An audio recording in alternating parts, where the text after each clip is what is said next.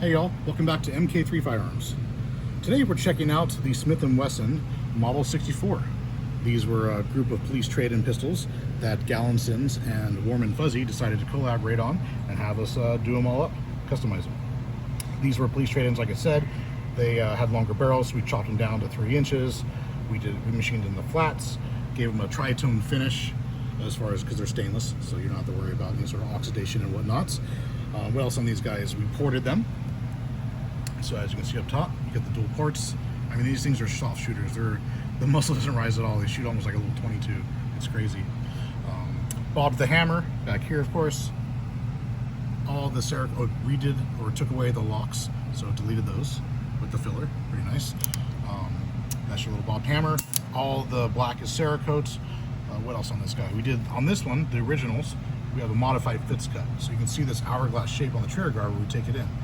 And Fitzgerald, which we'll talk about in a second on this other pistol, his full fits where they remove the trigger guard. But this one gives you a place to put your finger if you want, of course, to keep it off the trigger to be a little more safe. But as soon as you start pulling back, it pops right into the trigger guard. So it's kind of like an in-between. And that one's an ambidextrous fit, so you can be lefty or righty because of the hourglass shape. It can also be asymmetrical. You see a lot more of those on 1911s and whatnot. These are custom grips. They are VZ grips that we actually chopped the bottoms off of, reprofiled. They usually have 3 finger grooves, but now they have 2. Beveled them down so they now have a nice sleek profile. Everything's blended in. Of course, you got your WRMFZY moniker up there. Custom acro plates for the acros. Machined those in, tapped and threaded into the receiver, of course. Pretty cool.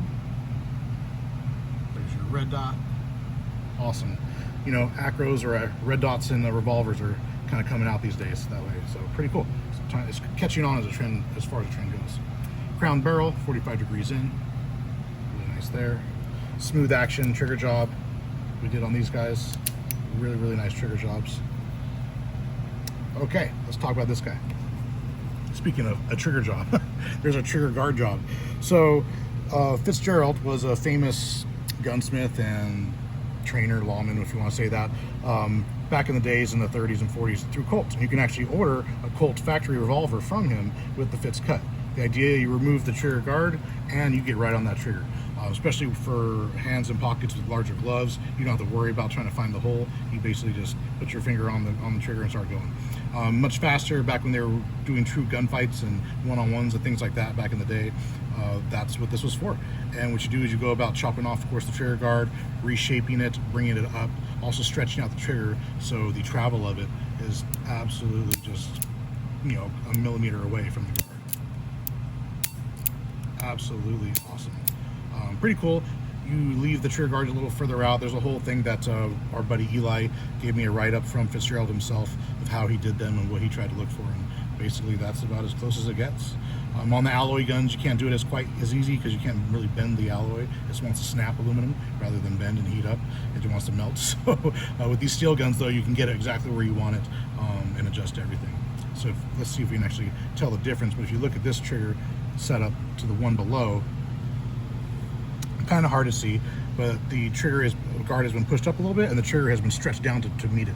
As you see the one below, how it has a large gap, there's no gap in the one above. And that's the difference. So pretty cool. Other than that, you can find these. I believe they still have a few left of the Hot Fuzz, we're calling them. The WRMFZY Hot Fuzz cops, so police trade-ins. Over at Gallensons, check them out.